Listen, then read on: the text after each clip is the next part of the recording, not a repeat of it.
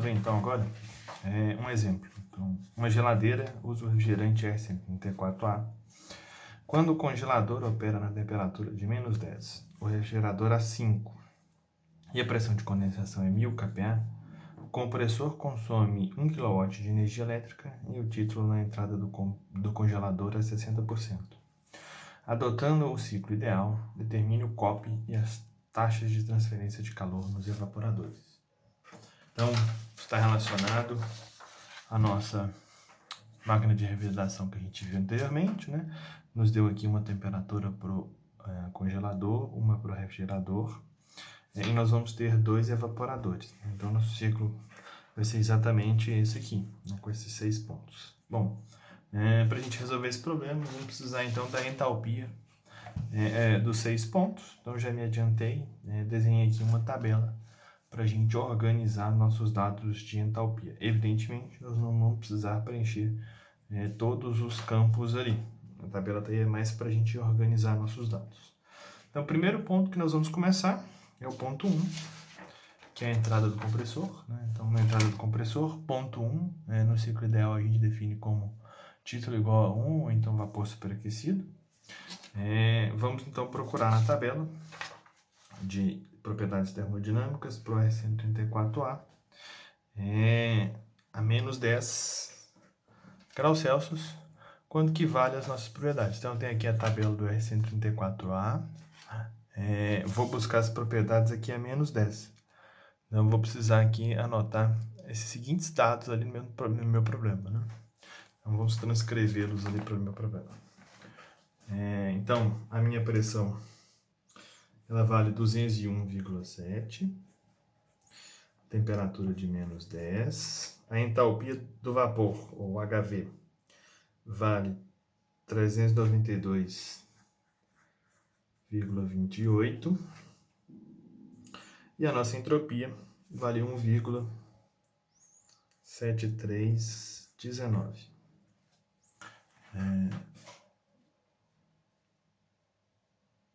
Ok? Bom, nosso processo de compressão, idealmente, ele é isentrópico, né? Então, nós vamos copiar a entropia do ponto 1 para o ponto 2. E ele falou para a gente que a pressão de condensação, ou condensador, vai operar a 1000 kPa. 1000 kPa, então, vai ser as pressões do ponto 2 e 3. Então, vou colocar aqui 1000 nos pontos 2 e 3. Bom, se a gente olhar, então, a nossa tabela de vapor superaquecido, uma vez que na saída do compressor a gente tem vapor superaquecido, então, R134A, vapor superaquecido, nós temos aqui a subtabela de 1000 kPa, que corresponde à temperatura de 39,37 graus Celsius.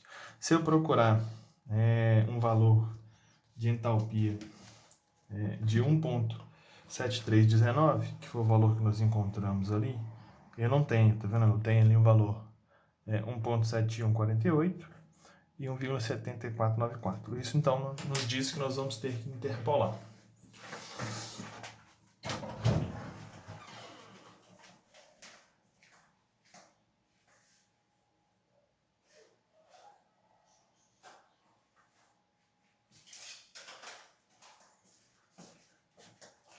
Para fazer a nossa interpolação, então, nós vamos usar essa calculadora como modelo, né? Primeiramente, eu vou interpolar, então, para descobrir a entalpia, né? Para descobrir que é o que nos interessa para o cálculo do COP e das capacidades taxas de transferência de calor. Para mim fazer, então, a interpolação, eu vou, primeiro, colocar a calculadora no modo de regressão linear. Então, eu venho aqui no modo regressão linear. Para isso, agora eu preciso entrar com os pares ordenados x, y, para que a calculadora possa fazer a minha regressão. Então, o primeiro valor que eu vou entrar é esse valor aqui. Então, eu tenho para a entalpia 1,7148 e 420,25 na entalpia. Então, ele falou ali que eu tenho um dado. O segundo ponto que a gente precisa para interpolar é propriedade logo acima, entropia de 17494 e a entalpia de 431,24. Mais. Com duas dados, então, eu já consigo fazer a minha interpolação, né? O valor que a gente encontrou de entalpia é 17319. Então, eu digito aqui 1.7319. E agora eu vou no menu aqui de S variáveis. Está aqui no 2. Então, o SVAR está aqui no 2.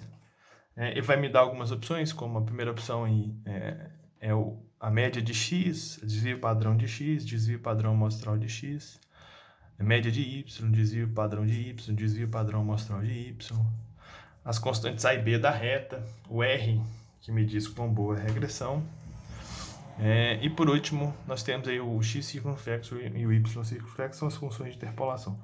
Nosso caso aqui nos interessa o y circunflexo, então encontramos aí um valor de 425,68.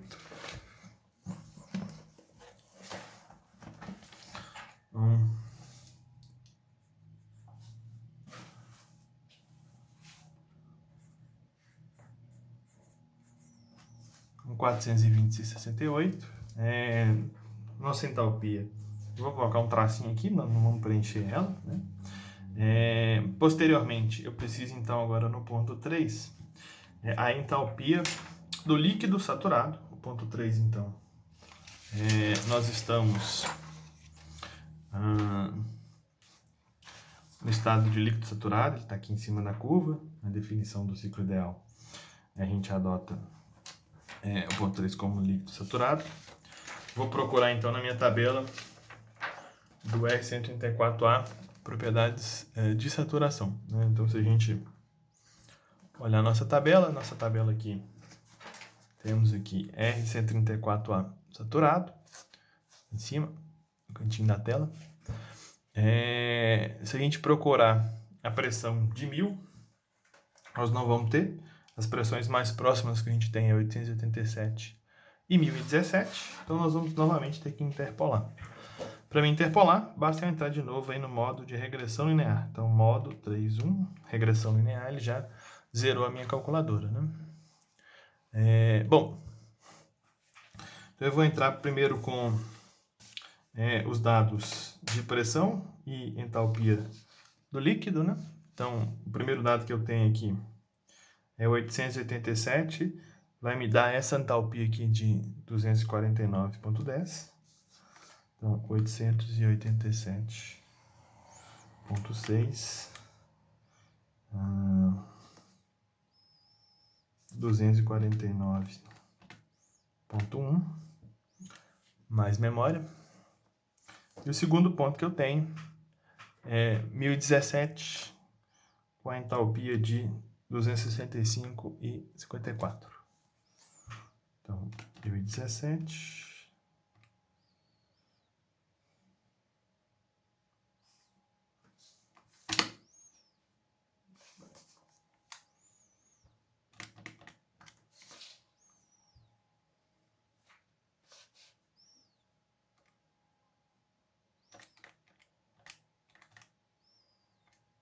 Então, temos dois dados. Estou interessado em 1000, então 1000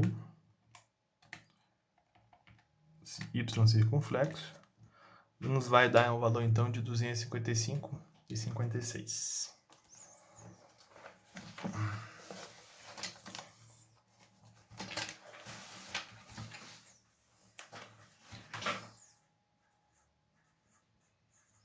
Para esse valor, a gente não vai precisar da entropia. A temperatura, a gente pode olhar na tabela do vapor saturado, poderíamos interpolar, mas se a gente vir aqui no vapor superaquecido de R134A, então aqui vapor superaquecido de R134A, a 1000 kPa, essa daqui corresponde à minha temperatura de saturação, que vale então 39,37. Essa temperatura ela vale tanto para o líquido saturado quanto para o vapor saturado.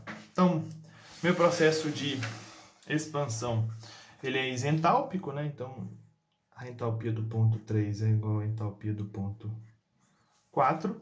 Então, temos aqui 255,56. No ponto 4, aí a gente tem aqui a entrada do refrigerador, né? Então, ele falou que o refrigerador ele está operando a 5 graus. Então, eu vou colocar aqui minha temperatura de 5 graus. Isso, na nossa tabela de saturação aqui, 5 graus, então, vai corresponder à pressão de 350,9. Então,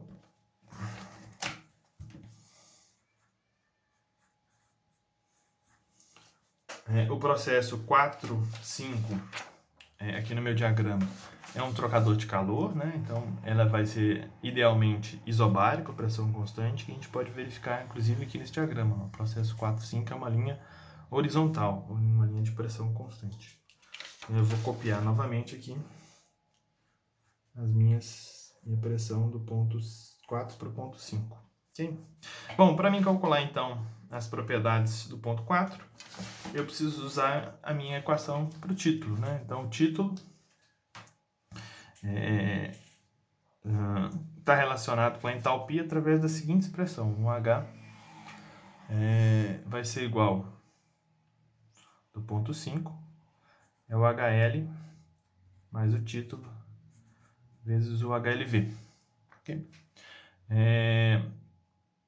O H5 é o que eu estou querendo descobrir. O HL, basta eu olhar na temperatura de 5 graus Celsius. E o HLV também está tabelado para a temperatura de 5 graus Celsius. O título foi me dado. Então, se a gente olhar aqui na nossa tabela do R134A saturado, nós temos a 5 graus Celsius, né, que o meu HL vale 206,75 e o meu HLV vale 194,57. Substituindo os nossos valores, tem que o H5 vai ser igual a 206,75 mais 0,6, que é o equivalente a 60% em decimal, vezes 194,57. Isso vai nos dar uma entalpia de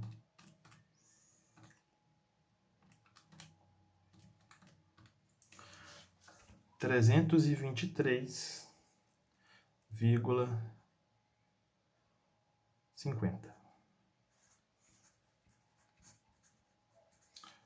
323,50. Entalpia do ponto 5 é igual a entalpia do ponto 6, um dispositivo de expansão. Um dispositivo de expansão aqui, ele é idealmente isentálpico. E a pressão aqui do ponto 6 é a mesma pressão do ponto 1, menos 10. Então, nós já temos aí as nossas entalpias descobertas. Basta agora, então, a gente calcular as propriedades que foram nos dadas, né? Primeiramente, a gente vai calcular o COP, como a gente viu no vídeo anterior, né? O COP de um sistema de refrigeração é a diferença da entalpia do ponto 1 menos a entalpia do ponto 4, dividido pela entalpia do ponto 2 menos a entalpia do ponto 1.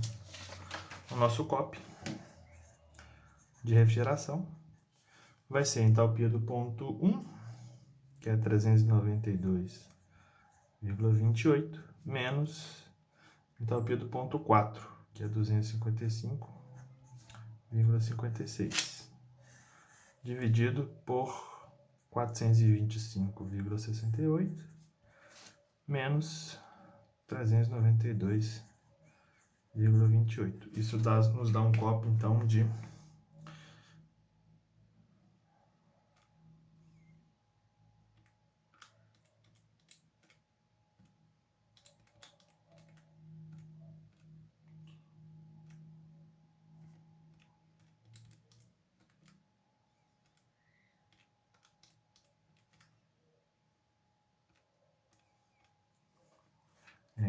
4,25 4,09. Ok? Então, temos um COP aí de 4,09. Bom, posteriormente, o problema nos pediu, então, a taxa de transferência de calor nos evaporadores, que são os QLs 1 e QL2. Né? São essas duas entradas de calor. O QL1, então,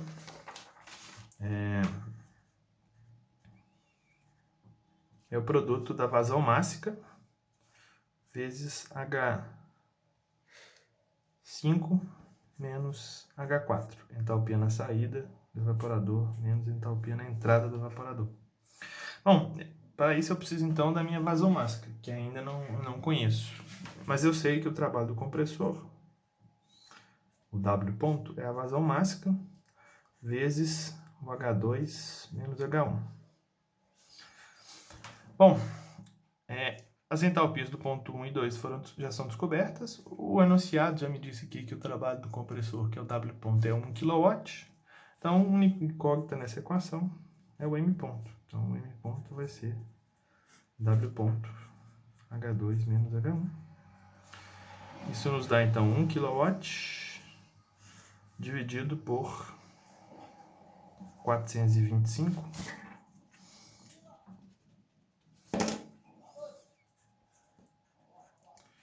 0,68 menos 392,28.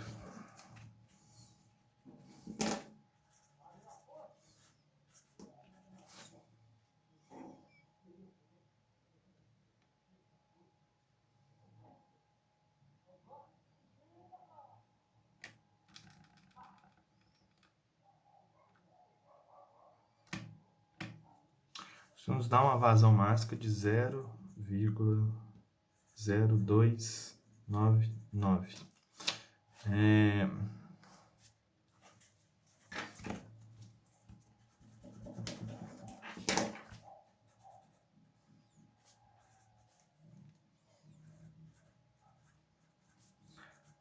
Quilogramas por segundo, né? A gente tem kilowatt, que é quilojoules por quilograma. Essa diferença aqui embaixo está, então, quilojoules por quilograma. O quilowatt é quilojoules por segundo. Quilojoules corta com quilojoules, o quilograma passa para cima, então fica em quilogramas por segundo. Então, meu QL1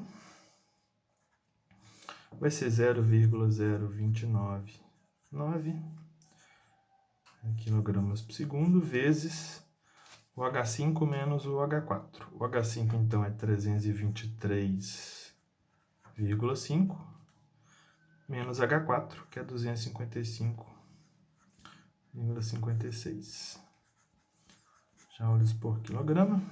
Então, o nosso QL1 vai ser igual a...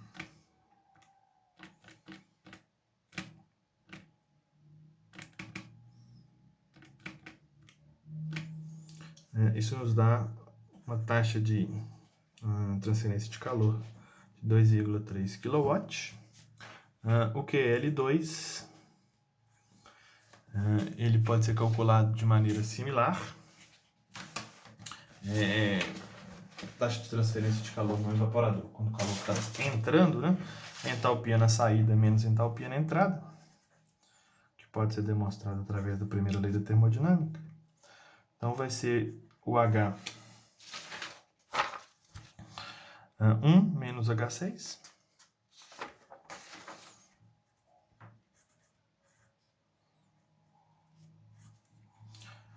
isso nos dá um QL2 ponto de 0,0299 quilogramas por segundo vezes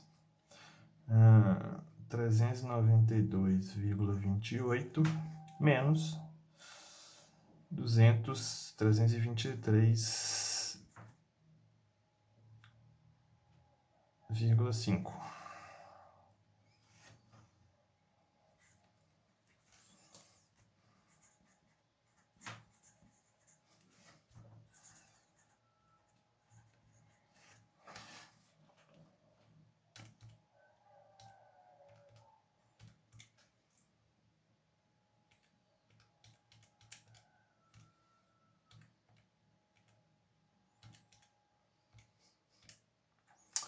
nos dá